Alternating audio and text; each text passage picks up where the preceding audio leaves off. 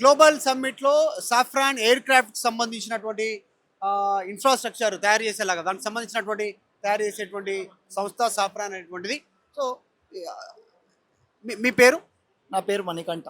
మణికంఠ గారు ఏం చెప్తారు? ఈ సాఫ్రాన్ ఏం తయారు చేస్తుంది, ఏంటి స్పెషల్?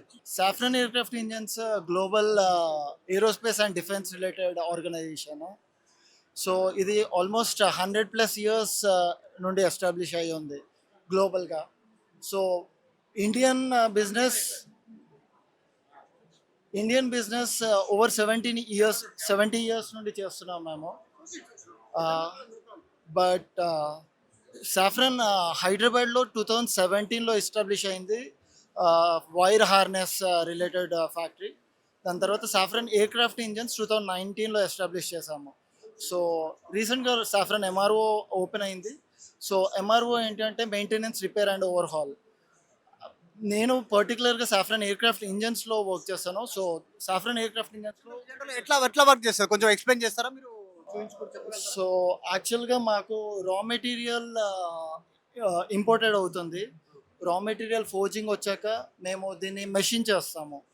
సో మాకు ఆల్మోస్ట్ 5 mm మెటీరియల్ ఈచ్ సైడ్గా ఉంటుంది. సో దాన్ని మేము మెషినింగ్ ఆపరేషన్లో ఇలా కన్వర్ట్ చేస్తాము. ఇవన్నీ హైదరాబాద్లోనే తయారైతా? ఇవన్నీ పార్ట్స్ హైదరాబాద్లోనే రెడీ అవుతాయి. దాని మెషిన్ చేసిన తర్వాత కొన్ని స్పెషల్ ప్రాసెస్ ఆపరేషన్స్ చేస్తాం. కోటింగ్ ఆపరేషన్, ఇది different type of coating.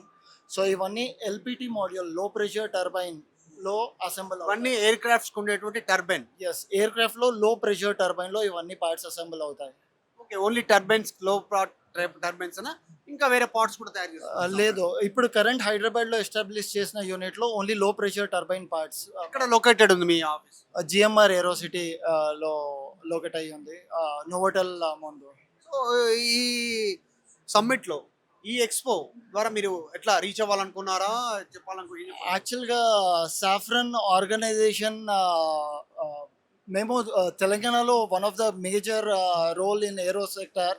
So మేము దీన్ని ఎగ్జిబిట్ చేయాలి అని.